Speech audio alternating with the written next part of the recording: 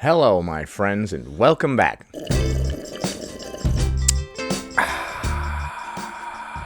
Today, we're going to be taking a look at a few clips, mostly from the Fat Doctor UK.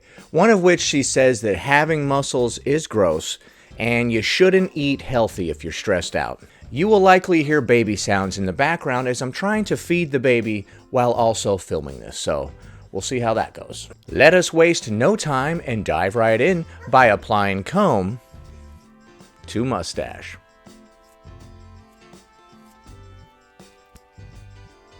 Alright, she's replying to a comment that says, "You don't know, haha, having more muscles boosts your confidence, increases your metabolism, and reduces your chances of diabetes." Diabetes? Diabetes? Let's see how the fat, quote, doctor, end quote, UK responds. They think that it's hilarious, the words that this man just said.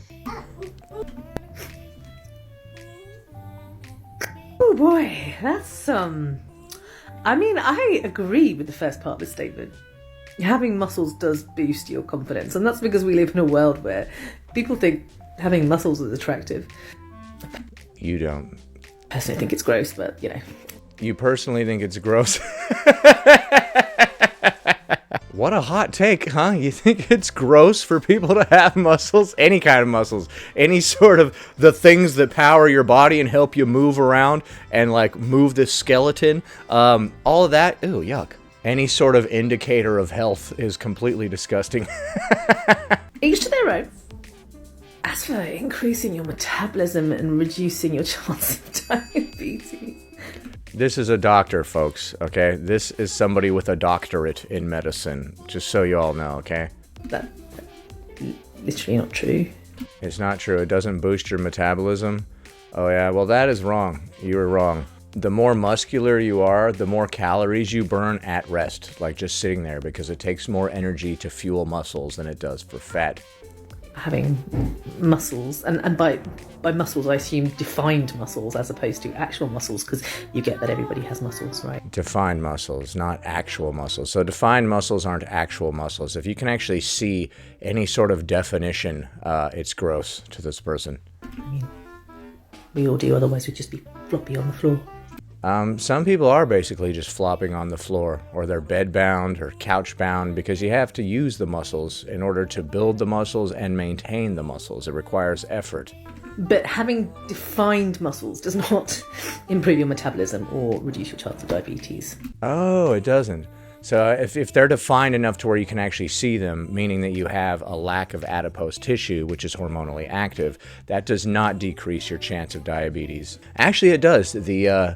The less obese you are, the better off you are, and the less likely you are to have diabetes. Not all the time. If you have a poor diet consisting of a lot of sugar, you can have diabetes even if you haven't eaten into excess to be large enough to be obese. You don't have to be obese to have a crap diet. Physical activity does, but you could just go for a walk and have the exact same effect, so... Going for a walk does not give you the same effect as lifting weights and having defined muscles. Oh, I see. So basically anybody can get the phrase doctor put in front of their name. That's what this means. Next. Fat people have just as much chance of being healthy as they do of being thin. Fat people have just as much of a chance of being healthy as they do of being thin. Okay, so you're correlating thinness to health is what you're saying. That's literally what you're saying.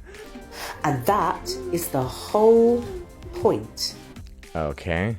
If you have a slim chance, pun intended, of becoming thin, then you also have a slim chance of being healthy, is what you're saying. Because when modern Western scientists and physicians got together to define health, which, by the way, there is no universal definition of health. There are far too many for that to be possible. They deliberately made sure to exclude fat people from that definition. They excluded you from that definition on purpose. Yeah, because they know that being obese is not healthy. So yes, the obese people were excluded from the definition of health. That makes sense. So were the smokers and the alcoholics and all those other people. In fact, I would argue that that was the whole point. For the last 150 years, people in power have been determined to exclude fat people from health. People in power? It's a co-conspiracy, man, against people living in larger bodies because you guys were just too much of a threat to their system. Why? Simple.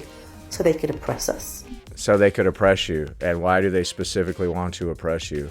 People in power have been excluding obese people from their definition of health for the purpose of oppressing you.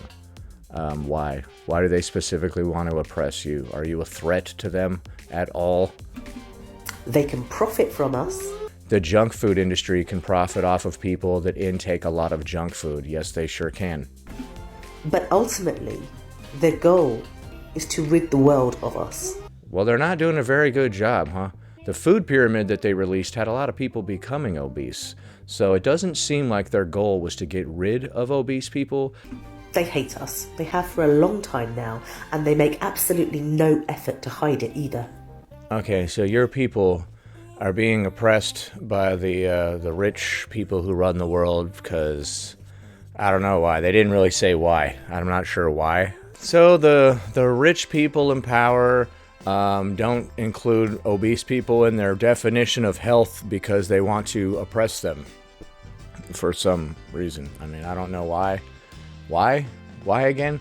You know, when you're investigating a crime, the first thing that you want to determine is why, right? Why did this dude end this other dude's life? And you can often determine who ended somebody else's life by looking at the person who has the most motivation to do so, right? You'd be like, it was the ex-boyfriend. He was distraught. He was angry. So he went and ended her life, right? That's the first dude that you investigate. You don't investigate like the checker at the grocery store or something because he has nothing to benefit from ending this person's life, typically. So, you know, why would somebody want to end your life? This is just more narcissism, like the whole world revolves around me and they're out to get me, out to get you. Who are you? Next. So I took a couple of weeks off social media just because I needed the mental health break. You mean because people were disagreeing with you and they were winning in the comments? And during that time, I came to a very important conclusion. I have zero interest in debating with people. Okay, but you want us to hear what you say, and then we just have to take it, right? Yeah, this person has disabled all comments on their new videos, because if you look at their old videos, almost every one of them is them replying to somebody that has an actual valid point. So they decided to just turn off the comments, but they're still going to upload videos, because they want to be heard, but they don't want anybody to be able to speak back, right? Anymore. Like, zero interest. All right, well, good thing I'm making this video then, huh? And the reason is because you couldn't win any arguments because you're not on the side of truth. You see, it's a difficult thing to win an argument when you're speaking from your emotions and it's not backed by logic or science. life is completely and utterly imbalanced. If you're thin, you are entitled to so much more. You're not entitled to anything because you're thin. You get what you work for. Than fat people. Like, you get paid up to 20-30% more money. First of all, that's bollocks. And secondly, I work 100% more than an obese person. You know, I'm not going to come right out and say that, all obese people cannot work as hard as me. But I'm going to come out and say that all obese people cannot work as hard as me. It takes me half a second to get off this couch and I'm already completely across the room at the copier, making copies or whatever, when an obese person is still struggling to get off the couch. Source, I used to work with an obese person. I would tell her, hey, will you go get me the thing over there? It would take her forever to get up and forever to get over there. I have at least 50% more productivity than somebody who is living in a larger body. And this is just common sense. Like, you ever seen an obese person try to go up the stairs? I'm not trying to make fun of anybody. I'm just telling the absolute truth here. We're not gonna sit here and pretend like you can get up the stairs as quickly as me, get off this couch as quickly as me, or get to the copier as quickly as me. I will literally run circles around somebody, dude. But they don't pay them less anyway. Maybe they get paid less because they pursue advancement less within their jobs. Like, if you're not the type of person to be a go-getter and go out there and work hard and try to advance yourself, yeah, you're gonna make less money than the person who does. And fat people. Your teachers grade your papers higher. Your teachers grade your papers higher. What? Where are you getting this from? Your doctors give you completely different healthcare. Yeah, of course they do. Because if I go in there and I have a problem and I'm not obese, we don't need to scratch obesity off the list as the thing that's causing my problem, right? We could be like, well, you're not obese, so that's not causing your knee pain. Let's move on to something else. If you're obese, we have to look at all the countless symptoms that it causes and go through them all. And we can't determine which of them are related to the obesity until the obesity is gone. Judges will give you lighter sentences. Dude.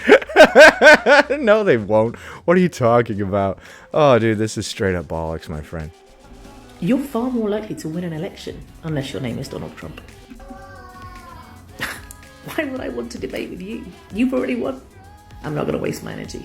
Yeah, exactly. Why would I want to debate with you? You've already won, she said. Yes, every single person that's left a comment on your video had a valid point, and you were wrong every single time, and you tried to debate them anyway. And you got tired of losing, so you disabled the comments and made this video declaring that everyone else is the winner for some reason. So why are you still making these? All right, like I said, you're going to hear a baby in the background constantly. Whenever I start talking or anybody is like on the phone trying to talk, she starts going, rah, rah, rah, rah. They want to be as disruptive as possible. I don't know. See, she can hear me trying to talk to this thing and she just has to get in on the conversation. Next. Someone just asked me if there's such a thing as eating wrong. Spoiler alert, there's not, right? Now, logically, if there's such a thing as eating wrong, then there must be such a thing as eating right. And that's a lie that we've been fed since infancy. Okay, so there's no such thing as eating right or wrong. All right, go on. There's no such thing as a right way to eat. Just like there's no right way to live. Okay. We're all different. We're all unique. There's no right way to live either. So if you go out there and start assaulting people or whatever, that's fine, right? There's no right or wrong way to live, right? I would argue that there is a right way to live as well, and that includes not harming other people and actively trying to help yourself and maybe even others. You know, if we want to get all kumbaya up in this MFer, maybe even help some other people. We live life the way we need to live life. Okay, these are some really all-encompassing blanket statements here. So when it comes to the right way to eat, just eat whatever you want. Well, you know, if I want your physique, then I will take your diet advice. Whatever makes you happy, whatever you need to eat to get through the day. Just do it. Whatever you feel, just do it. All the time. No self-control, no caring about the outcomes or the consequences that your actions might have. You want to eat all organic, like natural, raw food, then go for it. You want to, live on convenience food because that's literally all you can do, then go for it. Go for it. Okay, and if you want to be able to walk, then maybe put a little mind into what you're putting into your mouth, you know? Sure, you can eat whatever you want, but there's going to be consequences, clearly. If you want to smoke that crack, go ahead, dog. I know that your life is completely in shambles and everything, but go ahead. Just do whatever you feel in the moment right now. Don't think even 2 steps ahead, right? All that matters is the here and now. This tastes good. Smoke this, drink that, eat that. Yeah, dude, screw the future, dude. Eat what you can afford. Eat what you have time to cook. All of it's good. All of it's good. Like I said, if I want your physique, then I will follow your dietary advice. Literally all of it. You only get one life, so live it however the you want to live it. The end. All right, so you heard it here first, folks. You only get one life, so just do whatever you want, okay? You want the money out of that guy's wallet, just take it. This is a very dangerous mentality. I hope that I don't offend you. You're just going to come bash me over the head with a baseball bat or something, because do whatever you feel all the time. Like that episode of The Simpsons where Bart became the do-what-you-feel boy, and then the whole town just went to total crap. Because what some people feel to do is horrific, okay? And it hurts other people. We got prisons full of people like that. Next.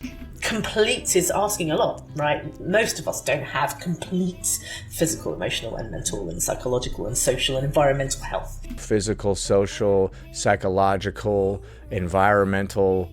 What? You're adding way too many things on there, dude. Environmental health? What is that? Like There's some good trees in my yard. It's almost impossible to come by. I mean, you've got to be really, really rich, really, really white. You gotta be really, really rich and really, really white to be in good health. Oh, so you have to be rich and white to get health?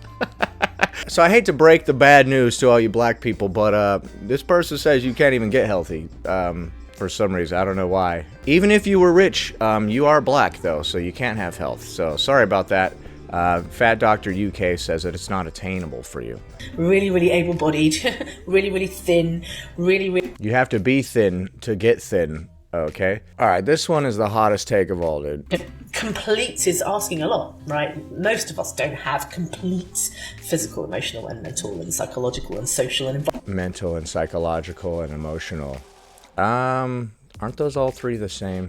You're just trying to pad this statement with as many words as possible to make it seem relevant. Environmental health.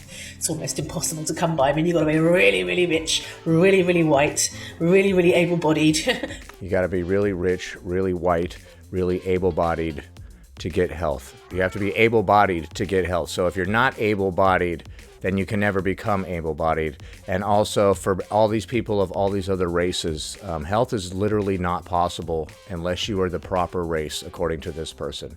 Really, really thin, really, really heterosexual. So you, what? So you've got to be rich, white, straight, and thin in order to get complete health all the way around. Wow, man. That is crazy. You know, I've met some black people who are in really good shape. They're very healthy in every kind of way. So, I mean, what do you say to them? You're like, actually, you're not healthy. You're not white. This person, to them, part of being healthy is being white to this person. So that's quite interesting that you would say that. Your gender has to be completely conforming. I mean... What, bruv? For you to even have access to complete physical wellness. Keep telling yourself that, dude. I'm pretty sure they're smoking copium. Copious amounts of copium. Don't be ridiculous. Don't be ridiculous, you say, as you just said all that. That's the most ironic statement I have ever heard. She's all like, you need to be white to be healthy. And then she's like, the rest of you, don't be ridiculous. Most of us don't fit into that bracket. So, complete kind of, I don't know, for me, nullifies a little bit the WHO definition. But at least even they admit it's not the absence of disease. It's not the absence of infirmity. Right. It is just the absence of disease. I don't care what they said. And so you can have a disease or be quote unquote infirm and still have health. Isn't that kind of like crapping on every other group, being like, you guys literally can't even get healthy? Sorry. Like, I'm pretty sure plenty of them have. And yeah, what you're saying, ooh, man, that is the spiciest take I've ever heard, I think. Next. Here are some tips from a doctor on how to eat healthy. From a doctor. Okay. Number 1, calculate how much time you have to prepare your food. Number 2, calculate how much money you have to buy your food. And that's how to cook healthy. Okay. Number 3, calculate whether you have enough money to pay for fuel to cook your food. Okay, so there's a lot of calculations around money to determine whether or not you're going to eat healthy. I'm guessing in the end you're just going to be like, you didn't have enough money or anything for all this stuff, so you need to eat some fast food or whatever. Number 4, assess your food prep area. Do you have a kitchen, appliances, that sort of thing? Are we just looking for any excuse to not make the food ourselves? I didn't have enough money. I didn't have a proper kitchen. My knife was broken. Number 5, ask yourself whether you have the physical or mental energy to prepare your food. Okay. Who cares if you do? Just make the physical or mental energy and do it. Every time you go to make something healthy at home, you're like, I don't have the mental energy for this. I'm going to get takeaway. Number 6, go from there. Because I can assure you, as a doctor, you keep saying that a stressed out, exhausted person eating a quote-unquote healthy, balanced, nutritious meal is not actually healthy. So if you're stressed out and stuff, you shouldn't eat a healthy, balanced, nutritious meal. because that's not healthy. You were too stressed out to make the food. You shouldn't have made the food and then ate it, despite the fact that you were completely capable of doing so, and the food will make you feel better because it wasn't a bunch of garbage. I prefer people with experience and have a sort of physique that I'm trying to attain. That's who I go to for my motivation or my advice. You can trust me, I'm a doctor. You can't be healthy if you're stressed. You can't be healthy if you're stressed. Okay, well, you can't be healthy if you're obese. Okay, if your stress is leading you to eat unhealthy food and it's making you obese, then that's no good. If you're stressed out, you can totally go and make a healthy meal. Stress doesn't stop you from eating properly. If you can get in your car and drive to the fast food joint, you can get in your car and drive to the grocery store and buy some groceries and take them home and make them. That's it. That's my advice. All right, well, like I said, if I want your physique, I'll follow your advice. We have time for one more quick one. I'm going to try to edit this video super quick. I'm literally filming this only a few hours before I need to upload it. I'm running behind here, sorry. I just went to the midwife and my cervix was too closed for her to sweep my membranes. Okay, so your cervix is not open enough, so you're not ready to give birth or whatever. I'm supposed to get induced on Sunday. I don't want to be at the hospital trying to go into labor for 12 hours. But she hit me again with the strong recommendation to get induced in my 39th week because of my BMI. You sure your BMI is not what's causing your cervix to not be open and ready? Because as we know, adipose tissue is hormonally active. So that's why she has different recommendations for you based on your BMI, although in this case, her recommendation for you to be induced on whatever date is due to the fact that your cervix is not open and you are therefore not ready to deliver the baby. Why is your cervix not open? Likely due to your hormones being out of whack from an excess of adipose tissue. It's not her and it's not the BMI that's getting you. It's the adipose tissue. I'm fat, but I'm healthy. Let me go into labor naturally. Okay, they're not stopping you from going into labor naturally. Your body is. She said your cervix wasn't open enough. All right, so it wasn't your midwife being fat phobic or whatever. If you're fat and you're healthy, then how come your cervix isn't ready? They're just like, we're going to have to induce you because your BMI is above this and that. And you're like, but I don't want to be induced. And they're like, but your cervix ain't opening up, chief. What do you want us to do? What do you mean? It needs to open up. Opens up like the eye of Sauron or whatever. I don't know what any of that means. I think that's some Lord of the Rings crap. But, you know, I'm not a doctor. My formal training is in botany. So, you know, what are you going to do? Anyway, that about does it. Thanks for watching, commenting, liking, and subscribing. And I'll see you in the next one.